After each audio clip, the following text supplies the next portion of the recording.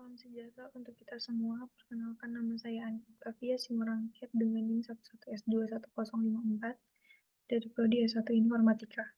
Pada kesempatan kali ini, saya akan menjelaskan terkait evaluasi mingguan saya untuk mata kuliah MPTI dengan topik Project Cost Management.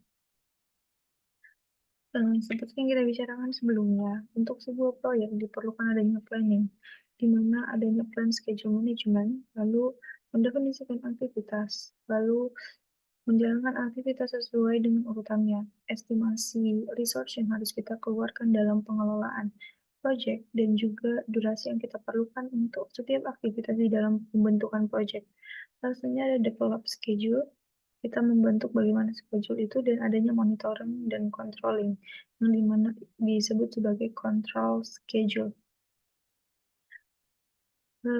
Kita tahu pentingnya pengelolaan biaya itu karena dalam IT project sangat buruk, biasanya akan terjadi sesuatu yang sangat buruk jika kita tidak menjaga biayanya.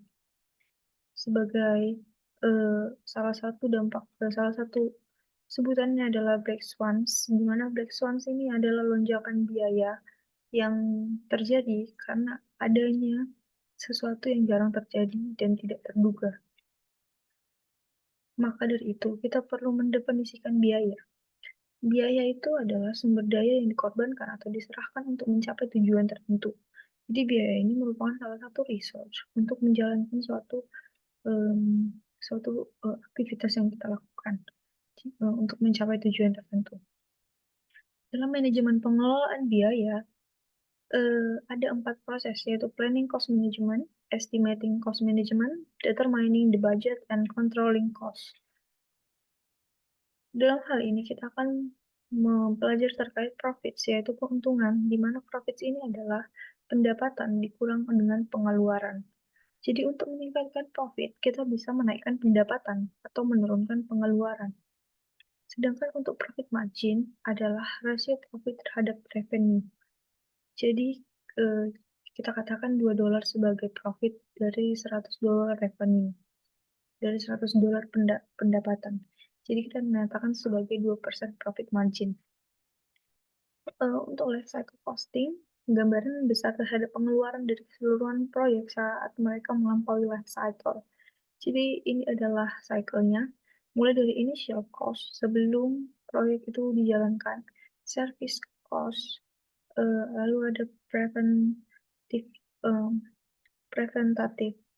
maintenance cost, operating cost, dan disposal cost saat project itu selesai. Lalu ada cash flow analysis, di mana kita menentukan estimasi total biaya tahunan dan manfaat sebuah project, serta hasil dari cash flow tahunan. Jadi kita harus memperhitungkan setiap tahunnya itu berapa benefit yang kita lakukan, yang kita keluarkan, yang kita dapatkan, berapa modal yang kita keluarkan, dan bagaimana analisisnya.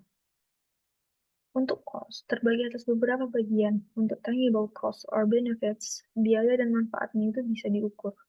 Sedangkan untuk intangible, itu yang sulit diukur. Sementara itu, direct cost yang lebih langsung terhadap penciptaan produk atau jasa. Indirect cost, biaya tidak langsung terhadap penciptaan produk atau jasa.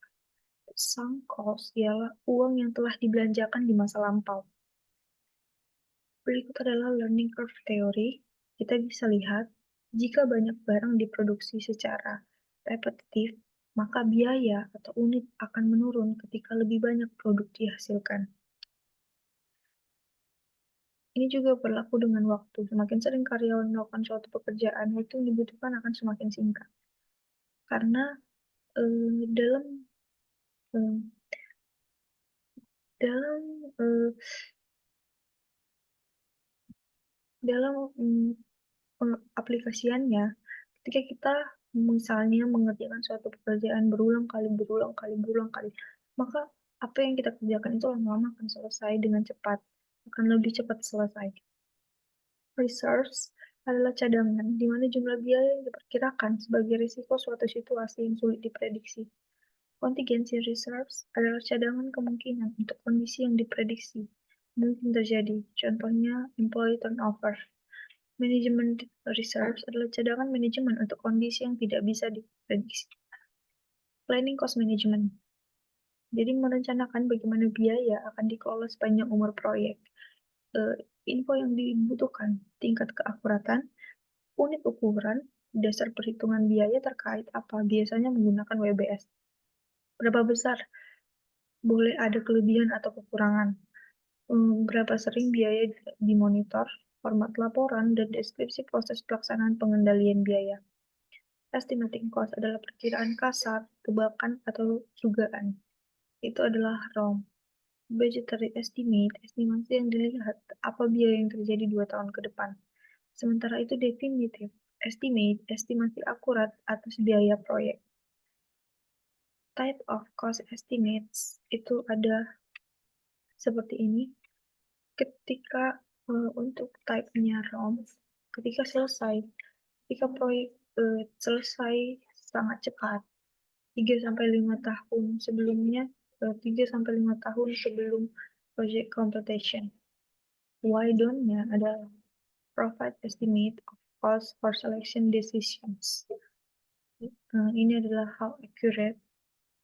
Dan begitu juga dengan budgetary, ketika dia lebih cepat selesai 1-2 tahun. Dan untuk why-nya adalah puts dollar in the budget plans, maka berikut adalah how accurate-nya. Begitu juga dengan definitive.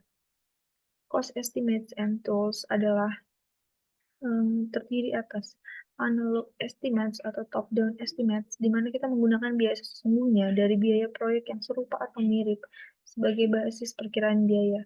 Sementara itu, activity-based costing mengidentifikasi item pekerjaan individual yang akan ditotalkan ke atas.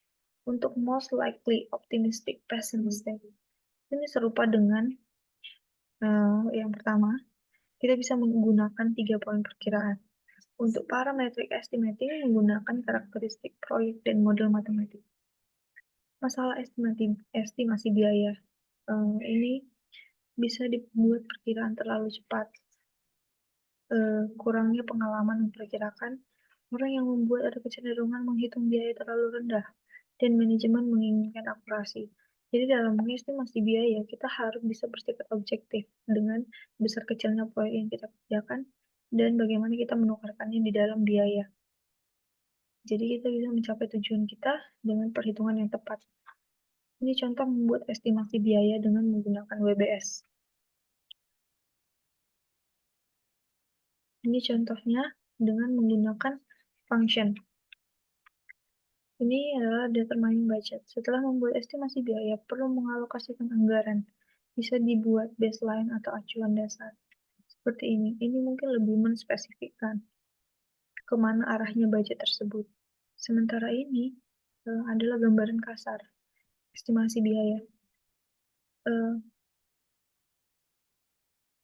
Controlling cost untuk yang keempat. Di sini ada FEM, yaitu teknik mengukur kinerja dengan mengintegrasikan cakupan, waktu, dan biaya. Plan value, anggaran yang diotorisasi. Sementara actual cost, biaya yang terrealisasikan. Untuk earn value, ukuran pekerjaan terlaksana diekspresikan terhadap anggaran yang diotorisasikan. Berikut adalah contohnya. Ada cost variance, is the earned value minus the actual cost. Jadi ini adalah pembayaran dengan value minus dari actual cost. Lalu ada cost performance. Jadi cost variance ini adalah angka positif. Berarti jika cost variance adalah angka positif, berarti realisasi biaya lebih kecil dari rencana. Sementara jika dia angkanya negatif, berarti realisasi biaya lebih tinggi dari rencana.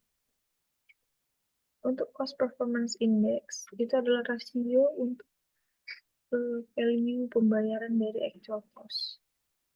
Dapat digunakan untuk membuat estimasi proyek biaya dalam menyelesaikan proyek. Untuk schedule variance, ini adalah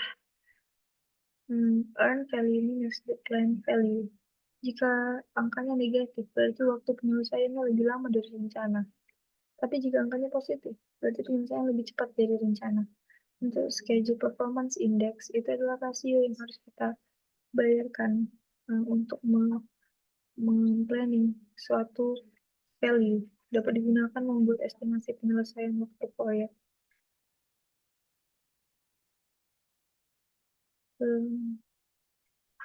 Bagi ringkasannya, manajemen proyek adalah daerah tradisional lemah pada proyek teknologi informasi dan manajer proyek harus bekerja untuk meningkatkan kemampuan mereka untuk memberikan proyek-proyek dalam anggaran yang disetujui. Proses utamanya meliputi planning cost management, estimating cost, determining budget, and controlling cost. Demikian penjelasan dari saya. Terima kasih.